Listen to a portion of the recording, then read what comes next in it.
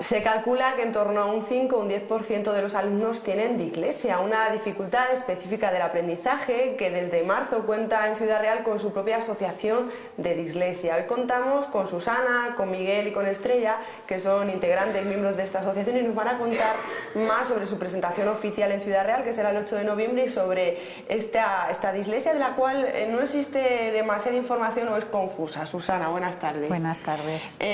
Mucho se habla de dislexia, pero yo creo que no acabamos de tener muy claro de qué hablamos, ¿no? No queda determinado exactamente. Cuando oímos hablar de dislexia, normalmente la gente piensa en una dificultad de aprendizaje.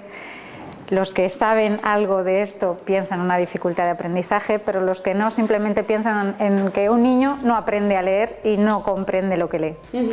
Los que sabemos un poco de este tema entendemos que no solamente se trata en leer y en aprender, se trata en una comprensión lectora, puede ir enlazado con problemas de atención, con problemas con las matemáticas, o sea que guarda otros aspectos que hay que revisar. Y cuando a mi hijo le detectan dislexia, directamente me hablan sobre la asociación que anteriormente existía, lo que es a nivel Castilla-La Mancha, que era la asociación de Disclam. Actualmente lo que tenemos es, desde principios de año, tenemos una asociación en cada provincia, y lo que es a nivel regional tenemos la Federación de Disclam, que es la que un poco nos dirige desde la sombra a todos para tener una unidad frente a la lucha contra este problemilla.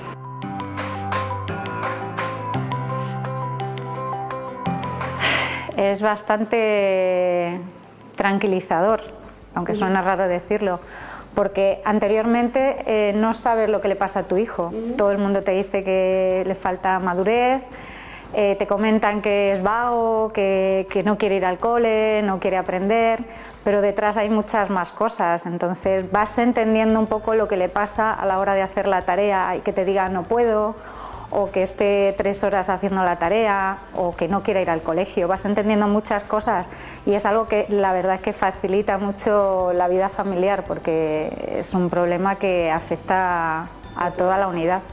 Pero supongo que hasta llegar a ese diagnóstico se pasan por muchas etapas, ¿no? Sí, desde que tú sospechas que a tu hijo le pasa algo, la gente que a nosotros nos llega nos viene pidiendo ayuda porque ven que pasa algo pero no saben qué es realmente.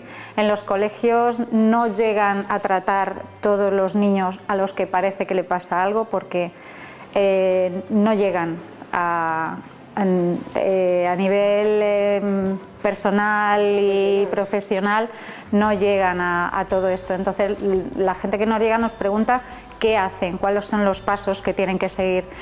Lo importante es tener un diagnóstico, que este niño esté diagnosticado, tenga unos estudios, le hagan unos estudios a nivel sensorial primero, a nivel de vista, oído, para descartar nivel sensorial, y a partir de ahí es ya pues trabajar con un psicólogo, con un psicopedagogo o un psiquiatra, para que vayan haciendo determinadas pruebas. Igualmente en el colegio pueden solicitarlo, un estudio psicopedagógico de su hijo, y en el colegio pues le pasan pruebas de lectura, de atención, de inteligencia, y sobre eso ir evolucionando hacia un diagnóstico, hacia una cosa u otra. No siempre tiene que ser dislexia, hay muchas otras dificultades de aprendizaje. La dislexia es como todavía un poco invisible, entonces nuestro objetivo primero es hacerla visible, que familias, que profesores, orientadores sepan que esto existe, que sepan cómo tratarlo, que sepan que estamos aquí para ayudarles.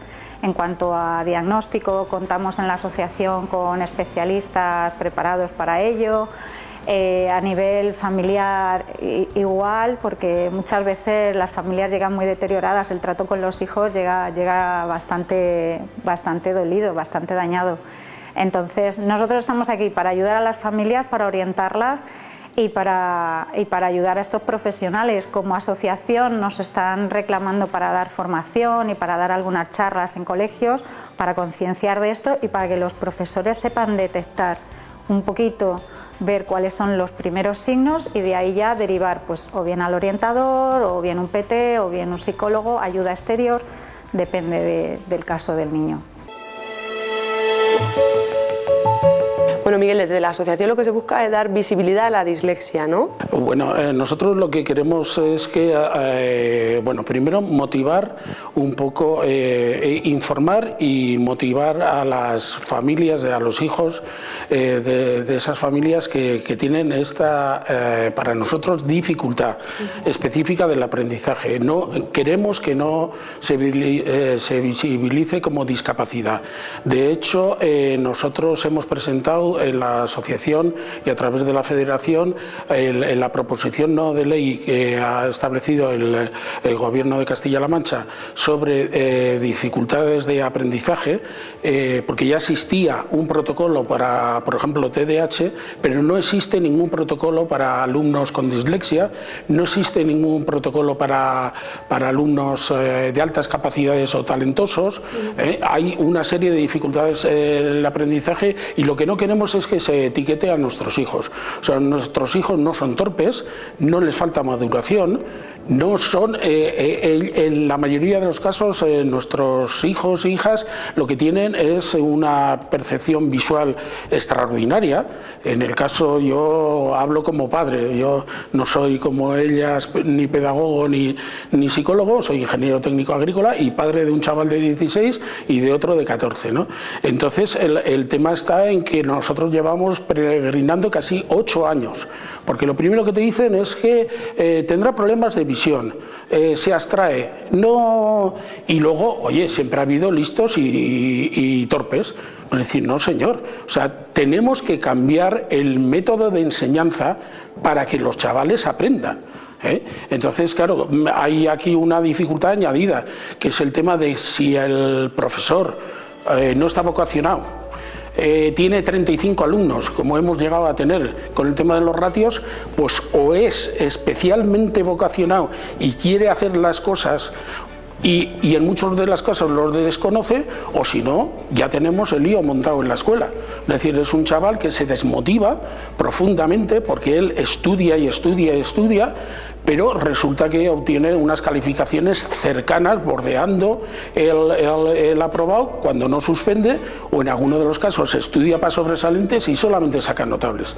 Cuando solamente con modificaciones que se establecen en otros protocolos, en otras comunidades autónomas, o sea, estamos rodeados por comunidades autónomas que tienen protocolo, como es Andalucía, como es la Comunidad de Murcia, como es la Comunidad Valenciana, la Comunidad de Madrid. Mi hijo está en primero de bachillerato, yo creo que es de los mayores de la asociación, y yo he entrado en esta asociación para cambiar la legislación, que se establezca un protocolo específico en Castilla-La Mancha y que, por ejemplo, se cambien, al igual que tiene la Comunidad de Madrid, las pruebas de BAU. Que es decir, que haya más exámenes orales, que se cambie, por ejemplo, la tipografía de los exámenes, que en vez de ponerse en 11 New Roman, pues que sea, por ejemplo, en Comic Sans de 12 o 14. Es decir, hacer más grande la letra, hacerle más exámenes orales, promocionarle en otro tipo de cuestiones, porque nuestros chavales, nuestros hijos e hijas, tienen altas capacidades. De hecho, en la mayoría de los casos no tienen apoyo terapéutico o psicopedagogo, porque no destacan, es decir, como un Asperger, un autismo o un TDAH. Es decir, van al tran-tran, como se le podría decir, ¿no? Entonces, pero con un esfuerzo ímprobo de los propios chavales y de los padres y madres de nuestros hijos, ¿no? Entonces, es decir, con muy poco y desde luego con formación y vocación de la comunidad educativa. Muchas de las veces es que no les da tiempo a dedicarse a hacer una modificación del examen. Es un examen que para todos es para ellos una carrera de obstáculos, de vallas permanentes. En la mayoría de los casos, ¿qué pasa? ¿Qué hacen nuestros compañeros y compañeras que tienen hijos con dislexia o discalculia o disortografía?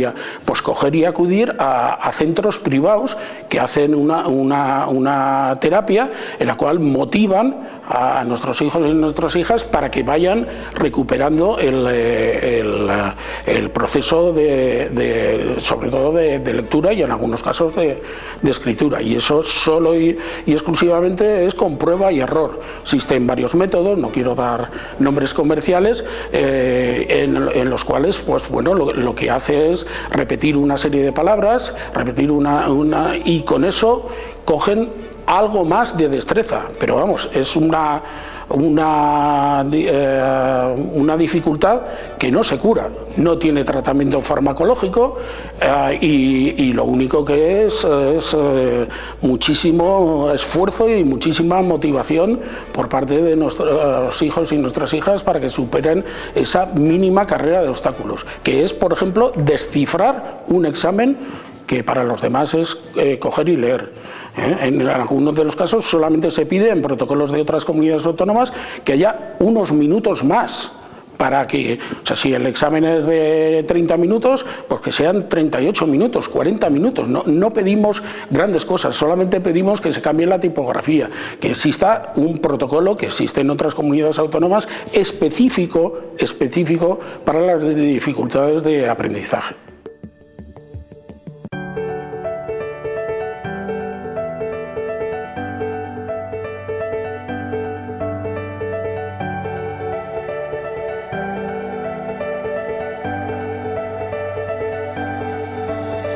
La dislexia es un trastorno específico del aprendizaje de origen neurobiológico. Decimos que es específico porque es un trastorno en sí mismo, no va asociado a otros trastornos, ¿vale? Entonces, los niños, al ser específico, también es evolutivo. Afecta diferente en diferentes edades. Según los niños van creciendo, tiene unas manifestaciones que se van viendo sobre todo en el colegio. Por ejemplo, en los niños de infantil ya se empieza a notar porque tienen dificultades en las series, cuando hacen series de objetos lógicos, con los triángulos, con los círculos, cuando tienen que contar ya con los números, cuando tienen que asociar el sonido de una letra a la letra, también empiezan a tener dificultades. Muchas veces los niños, cuando ya empiezan a poner su nombre en tercero de infantil, tienen dificultades para reconocerlo. Entonces ya nos pueden ir dando señales, pero la mayor dificultad es cuando empiezan primero. O sea, empiezan primero, empiezan a leer, y entonces se nota que los niños tienen, pues, la gente piensa la dislexia es que cambian la B por la P o la Q por la P también. No es así, la dislexia tiene otras connotaciones más importantes. Por ejemplo, hay niños que cuando empiezan a leer no reconocen las palabras, o sea, las grafias de las letras no las reconocen, ni los números. No es que los pongan al revés, que también los suelen poner, pero no los reconocen. Juntan palabras, separan cuando no tienen que separar, omiten. Entonces todas esas cosas, cuando se empiezan a detectar, hay que dar los síntomas de alerta ya. Los profesores son los que se tienen que dar cuenta en estos momentos.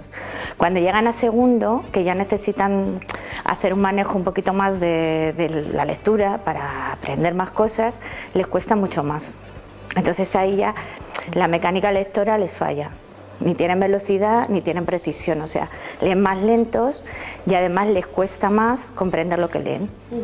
Entonces ahí ya los profesores sí que en ese momento es cuando tienen que alarmarse y hablar con los padres, hablar con los orientadores. Y bueno, en este momento es cuando los profesores deben conocer la dislexia.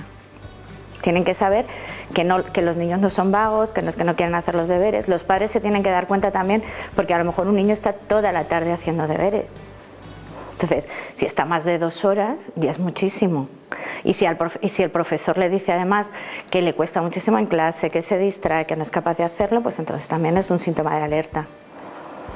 Yo creo que la asociación desde ahí es donde tiene que trabajar, porque si tenemos en cuenta que es un 10%, entre un 5 y un 10% de niños afectados, en cada clase debería haber 2 o incluso 3, y en muchas clases no hay ninguno.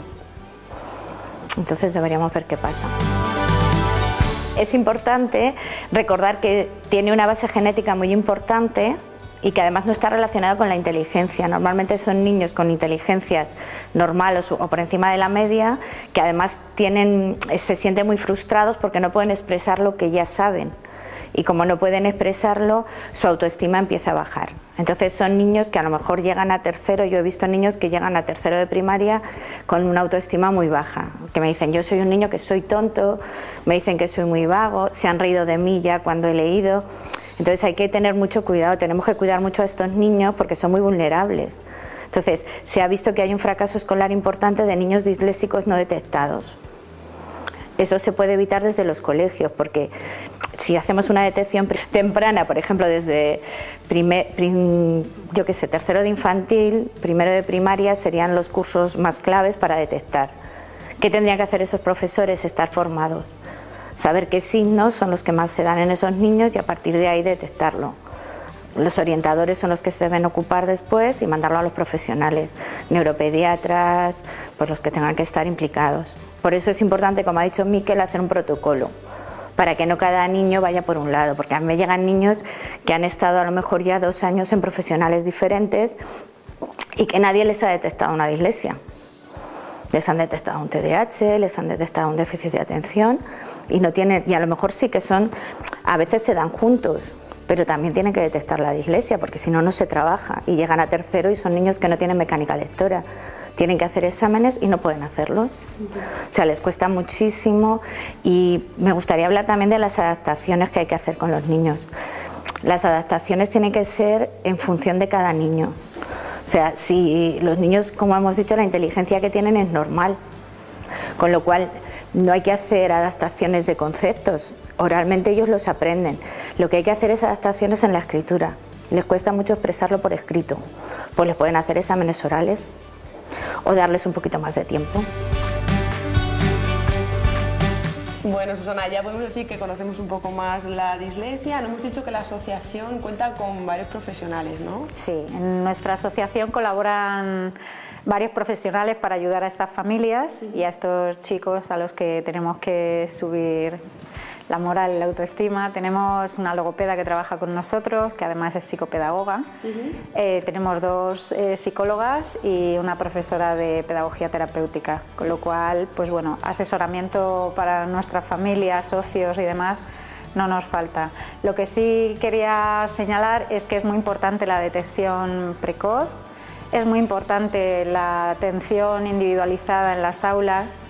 Sé que 30 niños, las ratios nos matan, pero tengo que decirlo, la atención individualizada y personalizada, sobre todo cuando ya tenemos un diagnóstico y cuando ya sabemos que estos niños necesitan otro tipo de atenciones, ellos aprenden de manera diferente, pues es organizarlo y adaptarnos a ellos y a los profesores que no les dé miedo. Son un reto, pero no son un problema estos niños. Pues nos quedamos con eso, son un reto pero no son un problema. Incidir en la evidencia de que existe la dislexia y que simplemente hay que adaptarse, como a todo. Invitamos, digo yo, Susana, a todos los ciudadraleños a que acudan el 8 de noviembre aquí donde nos encontramos, al antiguo casino, ¿no? El 8 de noviembre tenemos la presentación oficial de nuestra asociación. Estáis todos invitados para conocernos. Los colaboradores estarán en la mesa presidencial informando y ayudando a comprender un poco más esta dificultad y ayudando a las familias y a los niños para que esa tasa que tenemos de fracaso escolar y de abandono escolar, que es bastante significativa, pues podamos reducirla poco a poco. A las 6 de la tarde. A las 18 horas. Muy bien. Todos invitados. Pues muchas gracias, Susana, y muchas gracias a vosotros.